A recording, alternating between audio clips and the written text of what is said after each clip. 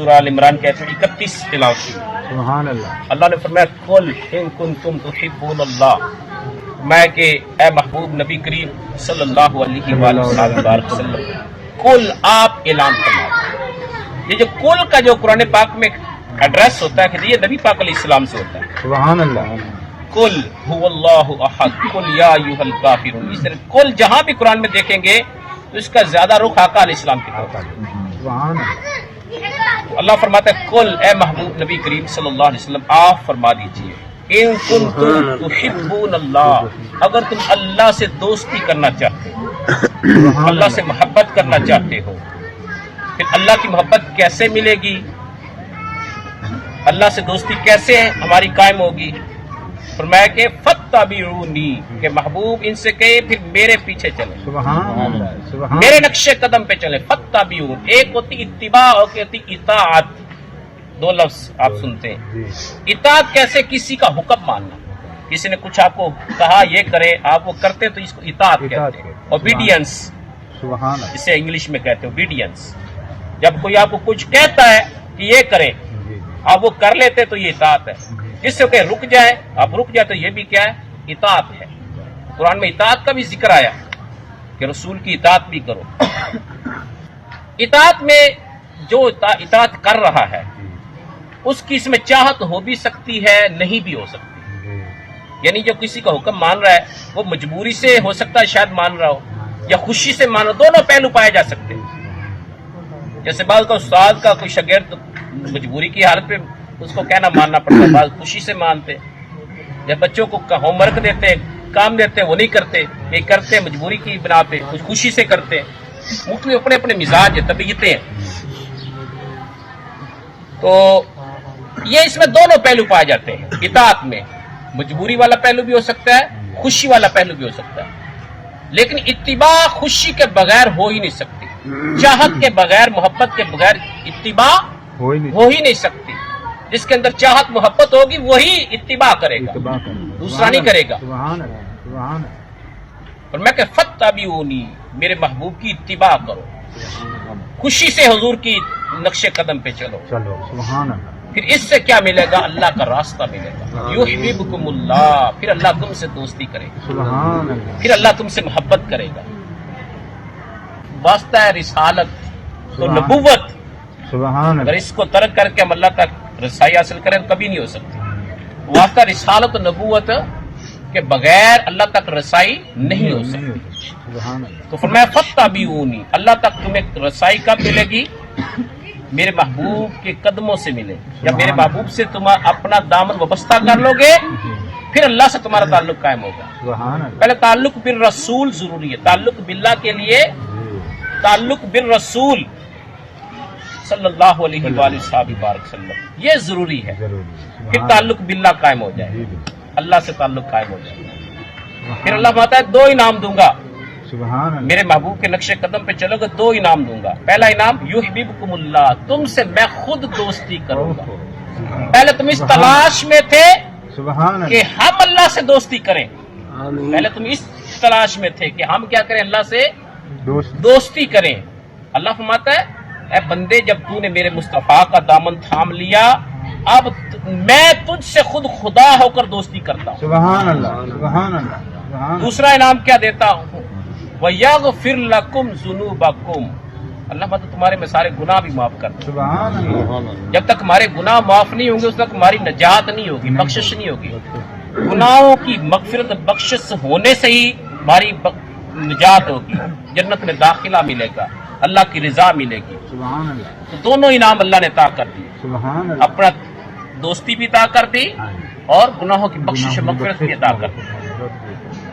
اور اتباع کے لیے محبت کا پائے جانا ضروری ہے، شرط ہے. جیسے میں نے اتباع اور اطاعت کا فرق آپ کو سمجھایا. اتباع میں محبت کا ہونا ضروری ہے، محبت کے بغیر اتباع نہیں ہو سکتی. تو اس لیے نبی کریم علیہ السلام نے اپنی محبت کو ایمان قرار دیا. سبحان اللہ. صحیح بخاری شریف کی حدیث ہے، مسلم میں بھی ہے، متفق علیہ. جو بخاری مسلم حدیث آتی ہے ایک اس سند اور متن کے ساتھ وہ متفق علیہ حدیث کہلاتی ہے. اس کی حجیت اتھارٹی قرآن کے بعد اس کا درجہ ہوتا ہے. سبحان اللہ. تو فرمایا کہ آقا علیہ السلام نے لا یؤمن احدکم حتی اکون احب الیہ من والدہ و ولدہ والناس اجمعین، میں کہ تم میں سے کوئی شخص اس وقت تک مومن نہیں ہو سکتا جب تک میں اسے اس کے ماں باپ، اس کی اولاد اور تمام کائنات کے لوگوں سے بڑھ کر پیارا نہ ہو۔ جب تک ہر ایک سے بڑھ کے کوئی مجھ سے پیار نہیں کرتا اس وقت کوئی ایمان والا نہیں ہے۔ حضور نے اپنی محبت کو ایمان قرار دیا، کیونکہ محبت کے بغیر اتباع نہیں ہو سکتی۔ اتباع مشروط ہے محبت رسول کے ساتھ۔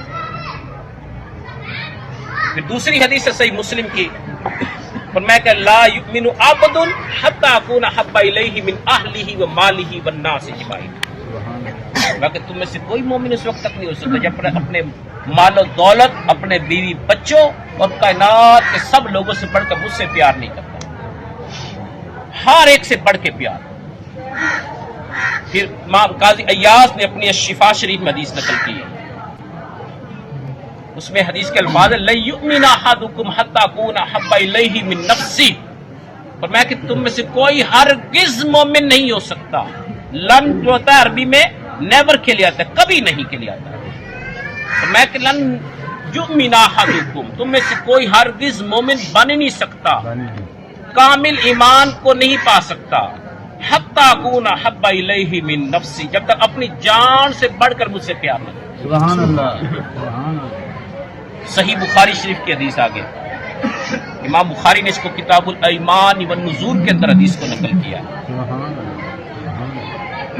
عبداللہ بن ہشام رضی اللہ تعالیٰ عنہ صحابی رسول اس حدیث کو بیان کرتے ہیں۔ آپ کہتے ہیں کہ سیدنا نبی کریم صلی اللہ علیہ وسلم سیدنا فاروق اعظم رضی اللہ تعالیٰ کا ہاتھ پکڑا ہوا تھا اور ہاتھ پکڑ کے چل رہے تھے، جیسے دوست ہوتے دو گہرے دوست، وہ جب چلتے تو دونوں ایک دوسرے کا بازو پکڑ لیتے۔ من نفسی، سوائے میری جان کے، آگے حدیث کے الفاظ میں الا من نفسی، کائنات کی ہر شے سے پیارے ہیں، الا من نفسی، سوائے میری جان کے، یعنی مجھے میری جان زیادہ عزیز ہے آپ سے۔ تو آقا علیہ السلام نے جب یہ جملہ سنا تو آپ نے میں عمر والذی نفسی بیادی، ذات کی قسم جس کے قبضہ میری جان لا، میں کہ عمر نہیں، اس وقت تو ایمان والا نہیں ہو سکتا جب تک مجھے اپنی جان سے بڑھ کے مجھ سے محبت نہیں کرتا، حتی اکون احب الیک من نفسی کا، جب تک اپنی جان سے بڑھ کر مجھ سے پیار نہیں کرے گا ایمان والے نہیں ہو سکتے۔ وہ کھڑے لوگ تھے، سچے لوگ تھے، جو کیفیت دل میں تھی وہ حضور کے سامنے بیان کرتے۔ آج ہم بڑے بڑے نعرے لگاتے ہیں، لبیک یا رسول اللہ نعرہ لگاتے ہیں، اس کا کیا مطلب ہے؟ اے اللہ کے رسول میری جان مال ہر شاہ پہ قربان ہے، کیا یہ ہماری کیفیت ہے جو نعرہ ہم لگاتے ہیں؟ پھر ہم کہتے ہیں غلامی رسول میں موت بھی قبول ہے، نماز تو قبول نہیں ہے، روزہ قبول نہیں ہے، بہت اونچا ہم نعرہ لگا دیتے ہیں۔ صحابہ کرام جذباتی نعرے نہیں لگاتے تھے،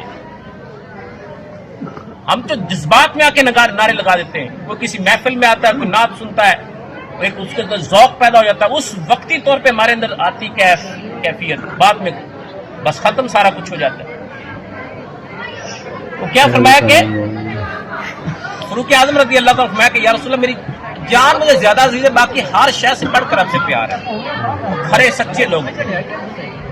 آقا علیہ السلام نے فرمایا کہ عمر یہ ایمان کے لیے ناکافی ہے، کامل ایمان تب ملے گا جب اپنی جان سے بڑھ کر پیار کرے۔ پھر سیدنا فاروق اعظم رضی اللہ تعالیٰ کی کیفیت بدل گئی، کیونکہ صحابہ تو ہر شے سے بڑھ کر حضور سے پیار کرتے، ہر شے حضور پہ قربان کرتے۔ ہجرت مدینہ کے وقت دیکھیں صحابہ کرام نے جو مکہ میں ان کی جائیدادیں تھیں، زمینیں تھیں، کاروبار تھے، سارا کچھ حضور کے حکم پہ قربان کر دیا، خالی ہاتھ مدینہ منورہ حضور کے ساتھ گیا، سارا کچھ حضور کے اوپر قربان کیا۔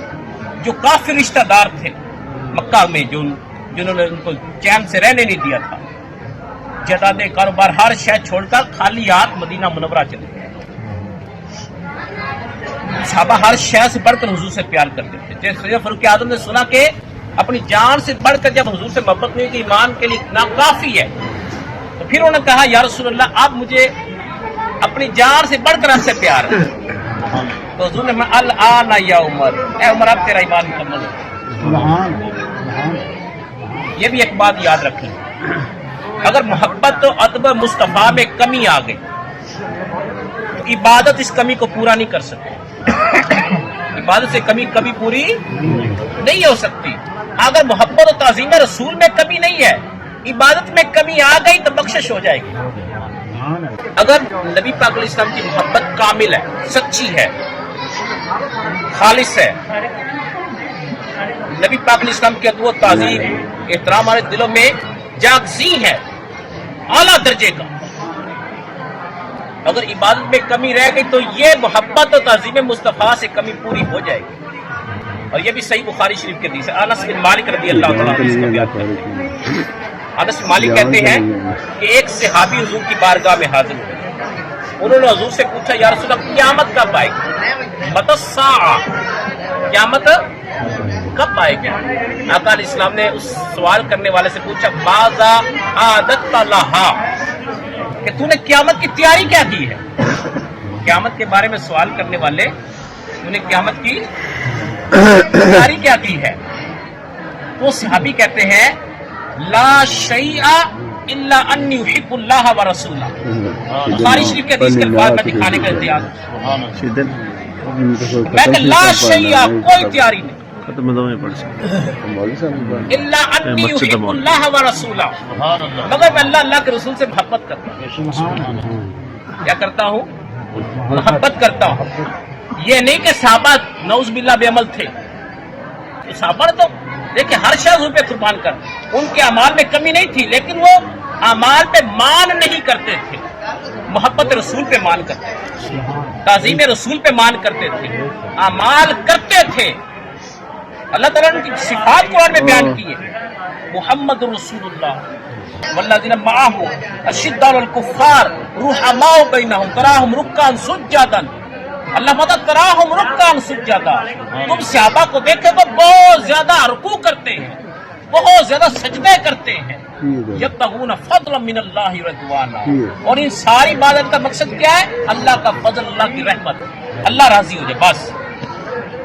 صحابہ تو قرآن پاک کی صفات بیان کر رہے ہیں، والذین یبیتون لربہم سجدا وقیاما، وہ تو رات میں بھی رکوع اور قیام میں بسر کر دیتے ہیں. اعمال میں کمی نہیں تھی. لا شیء الا ان یحب اللہ و رسولہ. کوئی سے یہ نہ سمجھ لے کیا ہمیں تو نماز کی چھٹی ہے، روزہ چھٹی مل گئی. نہیں، صحابہ نے یہاں پہ پیغام یہ دیا ہے کہ اعمال کرے لیکن اعمال پہ مان نہیں کرنا، محبت رسول پہ مان کرنا، عشق رسول پہ مان کریں، تعظیم ادب مصطفیٰ پہ مان کریں. میں کہ اللہ کے رسول سے محبت کرتا ہوں. آقا علیہ السلام نے آگے کیا فرمایا؟ میں کہ انت مع من احببتا، میں کہ تو اس کے ساتھ قیامت کے دن ہوگا جس سے تو محبت کرتا ہے. انت مع من احببتا، اے صحابی رسول جس سے تو محبت کرتا ہے قیامت دن اسی کے ساتھ اٹھایا جائے گا. انس بن مالک کہتے ہیں جو اس حدیث کو بیان کرتے ہیں، وہ کہتے ہیں اتنی خوشی ہمیں پہلے کبھی زندگی میں نہیں ملی جتنی خوشی آقا علیہ السلام کے اس فرمان سے ملی ہے کہ آدمی جس سے محبت کرتا ہے اسی کے ساتھ ہوگا. تو پھر حضرت انس فرماتے ہیں، اپنا عمل بتاتے ہیں. وہ کہتے ہیں انا احب النبی و ابا بکر و عمر. آپ فرماتے ہیں میں آقا علیہ السلام سے محبت کرتا ہوں، ابو بکر عمر سے محبت کرتا ہوں. پھر آگے انس بن مالک فرماتے ہیں وَأَرْجُو أَنْ أَكُونَ مَعَهُمْ بِحُبِّ إِيَّاهُمْ، فرماتے ہیں کہ میں ان سے محبت کرنے کی وجہ سے ان کے ساتھ ہوں گا انشاءاللہ. آقا علیہ السلام جیسے میرے اعمال نہیں ہے، ابو بکر عمر جیسے میرے اعمال نہیں ہے، لیکن بِحُبِّ إِيَّاهُمْ، ان کی محبت کی وجہ سے اللہ مجھے بھی ان کے ساتھ اٹھائے گا. سبحان اللہ.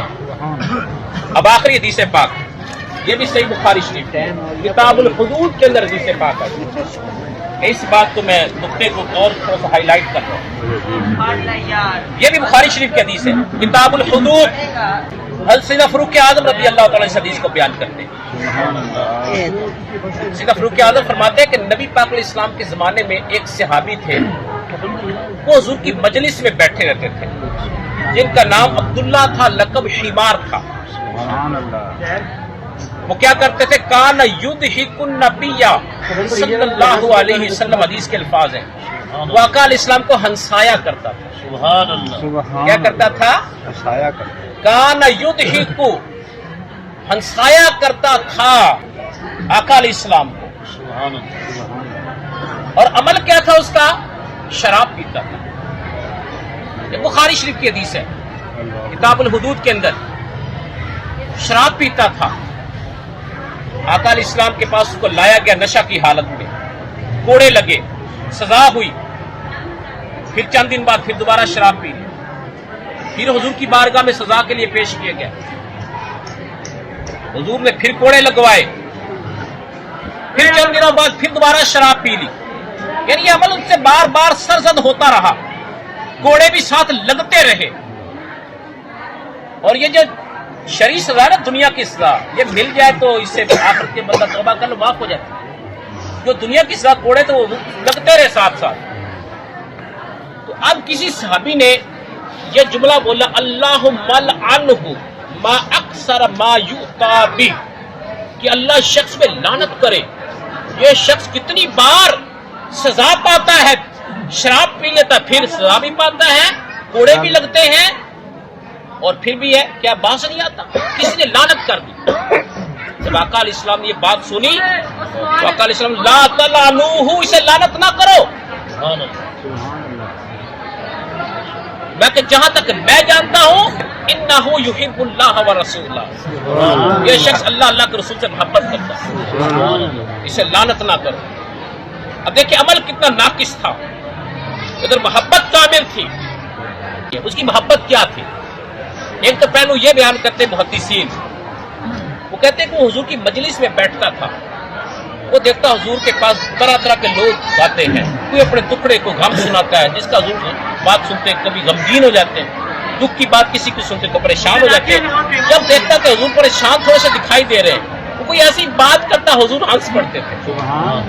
جیسے آپ کہہ لیں کوئی لطیفہ سنا، ایسی کوئی بات کرتا حضور مسکرا پڑتے. بس اس کا یہ عمل تھا. دوسرا کیا محدثین نے بیان کیا ہے، وہ یہ تھا کہ آقا علیہ السلام کو شہد اور پنیر بہت پسند تھا. شہد اور پنیر. اب وہ خود تو غریب تھا، کنگال تھا، غریب تھا. اب اس کو پتا تھا کہ یہ دو چیزیں آقا علیہ السلام پسند کرتے ہیں.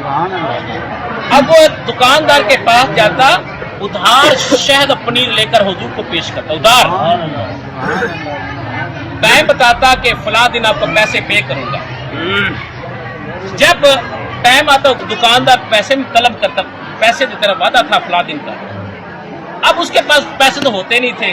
وہ اس دکان کو پکڑتا، ہاتھ سے حضور کے پاس لے آتا، کہتا یا رسول اللہ فلاں دن آپ کو شاید پنیر کھلایا تھا، اب میرے پاس پیسے نہیں، آپ اس کے پیسے بھی ادا کریں. اور اس عمل سے خوش ہو جاتے تھے. تو یہ دو پہلو محدثین نے بیان کیے. کان یضحک النبی صلی اللہ علیہ وسلم، اس کے وہ حضور کو ہنسایا کرتا ہے. تو حضور نے میں کہ اس پہ لعنت نہ کرو، اللہ اللہ کے رسول سے محبت کرتا ہے. تو یہ میں نے کیا بتایا، اگر محبت میں کمی نہیں ہے، اعمال میں کمی آ گئی، محبت سچی ہو، حضور کی تعظیم و توقیر ہمارے دلوں میں صحیح معنی میں جاگزی ہو، انشاءاللہ بیڑا پار ہو جائے. جو خوارج تھے ان کے پاس عبادات بہت تھی لیکن محبت نہیں تھی. اللہ سے دعا ہے کہ اللہ تعالیٰ جو بھی بیان ہوا ہے اس پہ ہم سب کو صحیح معنوں میں عمل کی توفیق آمین. دے. یا اللہ ماشاءاللہ.